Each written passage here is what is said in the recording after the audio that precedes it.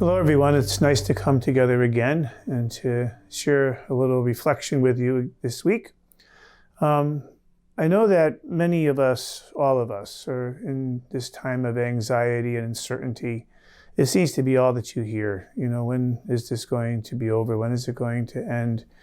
What's happening to Thanksgiving? What's happening with Christmas? So many things in our life are in this place of upheaval. And I guess in many ways, it all involves dealing with different variations of loss and the uncertainty and putting it under that whole umbrella of how do we suffer? How do we deal with the brokenness of life? And life is certainly very broken. Our world is broken, even apart from the pandemic, what's going on politically, what's going on universally. There just seems to be so much tension, so much unsettledness. And we tend to look at that almost through the lens of, well, when it gets better, I'll feel better. When it gets resolved, I'll be in a better place. And so we kind of go through these changing and these challenging times with this sense of angst or incompleteness, unsettledness. And it actually makes us quite unhappy. And I think sometimes we want to put our happiness on hold for the time when I can get to a place where I'm experiencing more stability, more focus, more certainty. But sometimes that doesn't come right away, and sometimes it doesn't come at all. So I'd like to share with you a reflection from Romans. And I think it kind of gives me, and I hope it gives you, this sense of context in which to see our human journey and what we can reasonably expect out of being a human being embraced by God's love. Romans in chapter 8 tells us, "I consider the sufferings of the present to be as nothing compared with the glory to be revealed in us. Indeed, the whole created world eagerly awaits the revelation of the sons of God. Creation was made subject to futility, not of its own accord, but by him who once subjected it, yet not without hope, because the world itself will be freed from its slavery to corruption and share in the glorious freedom of the children of God. Yes, we know that all creation groans and is in agony, even until now. Not only that, but we ourselves, although we have the Spirit as first fruits, groan inwardly while we await the redemption of our bodies. In hope we were saved, but hope is not hope if its object is seen.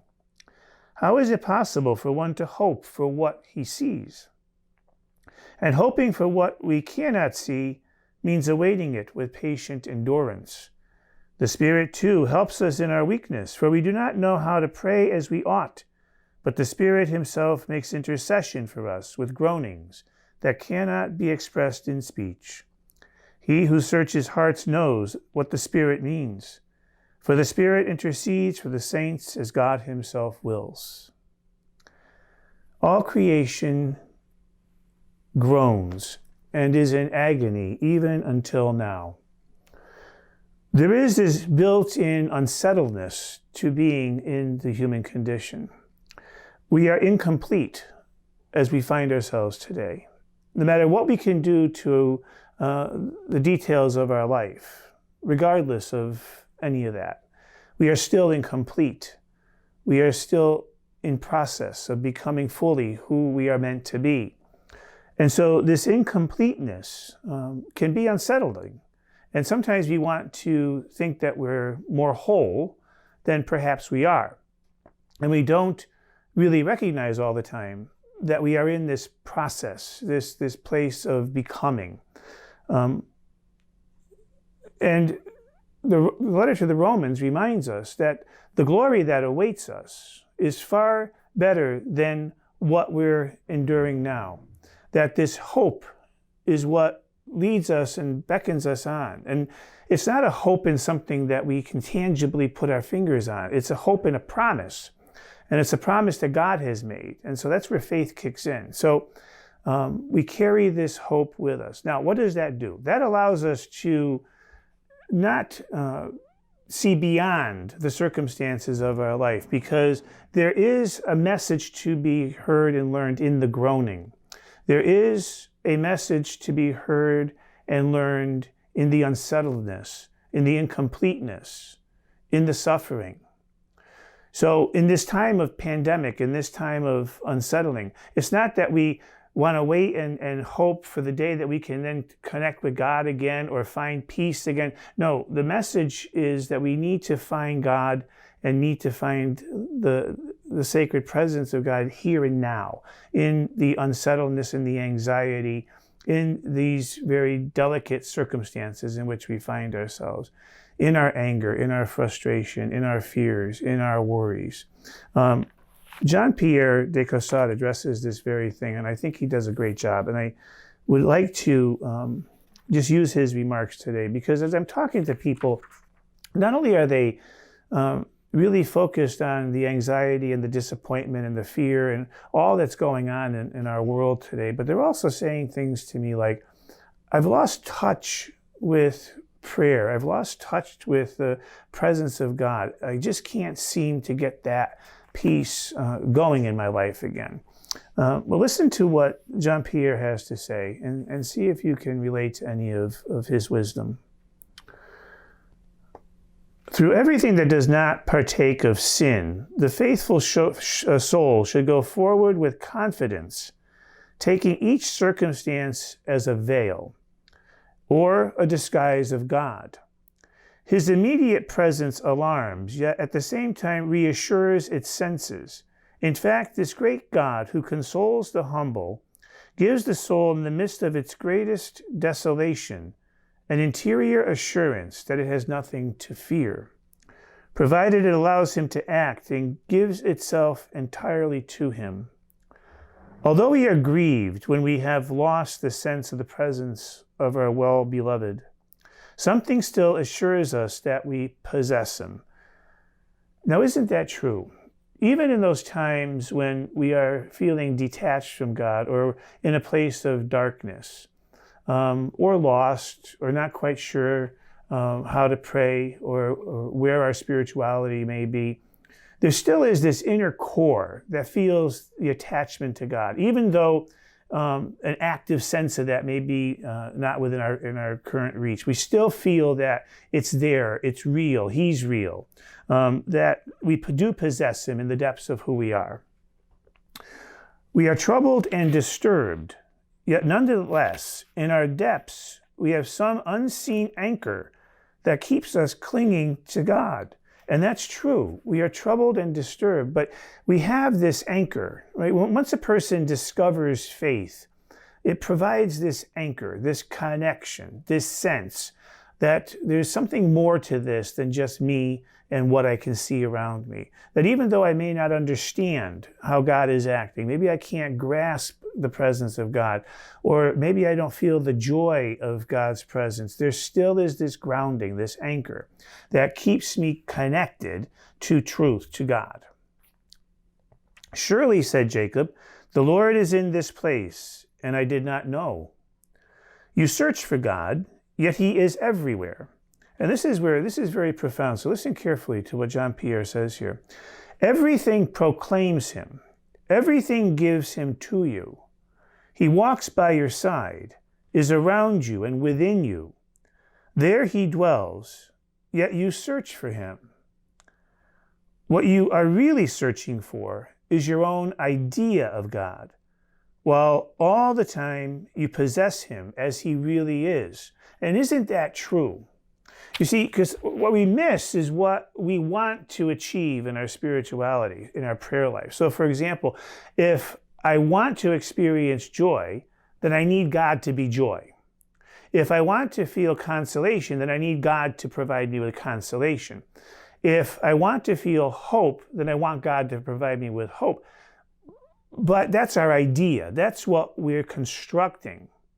maybe God is right here. God is right here. We're just not seeing that presence. We're not seeing that we journey with him, even in the midst of the incompleteness and the groaning and the agony and the suffering and the wrongness of what's happening around us, you see?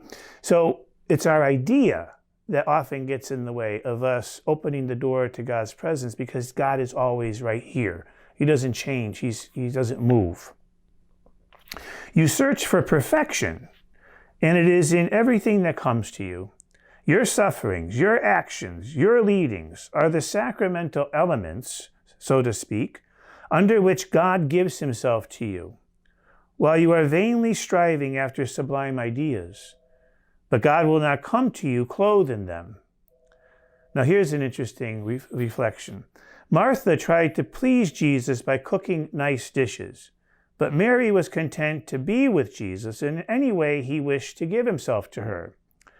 However, when Mary sought him outside the garden tomb, according to the idea she had formed of him, he eluded her by presenting himself in the form of a gardener.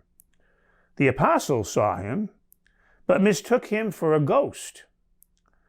So you see, our idea of God, what we expect to see, can often get in the way of us actually encountering God as God is. And so there's some wise words here that he puts forth for us to give us a lens to look through here. God disguises himself, therefore, to raise the soul to a state of pure faith, to teach it to find him under all kinds of appearances. For when we have discovered this secret of God, he can no longer disguise himself. Faith says, look, there he stands, behind our wall, gazing in the windows, looking through the lattice. Divine love, hide yourself. Proceed from one trial to another, bind my soul by leadings and by duties, blend, confuse, or break like threads all the ideas and methods of my soul. Let me stray here and there for lack of light, and be unable to see or understand in what path I should walk. Formerly I found you dwelling in your ordinary external appearance, in peaceful repose of solitude and prayer, or in suffering. I even found you in the consolations you give to others in the course of conversation or of business. But now, having tried every method I know to please you, I am at a loss, not seeing you in any of these things as in times past. May the fruitlessness of my efforts teach me to search for you from now on in yourself, which means to search for you everywhere and in all things, without distinction and without reflection. Now, here it is, the question for us. If you're finding that you're out of sync with God, if you're finding it difficult to connect, then maybe you can ask yourself, how is God perhaps disguising his presence to you right now? Maybe he's asking you to look where you wouldn't ever think to look. Maybe in your anxiety, maybe in your fears, maybe in your incompletion, maybe in your anger, your frustration, disappointment, whatever is going on in your life. Maybe God is asking you to look there, because God is everywhere, and you don't need to search for him in a place other than right here and right now. So perhaps this week, the simple prayer that we can utter is, Lord, allow me to see you as you are, where you are, and be at peace with you as my anchor, knowing that you will guide me and lead me through all the trials and tribulations and uncertainties of my life into the joyful hope of one day being totally united with you in your kingdom. If we can cling to that particular truth, how much more joyful life would be for us, even in the midst of trial and tribulation. God bless you all. Have a wonderful week. Happy Thanksgiving.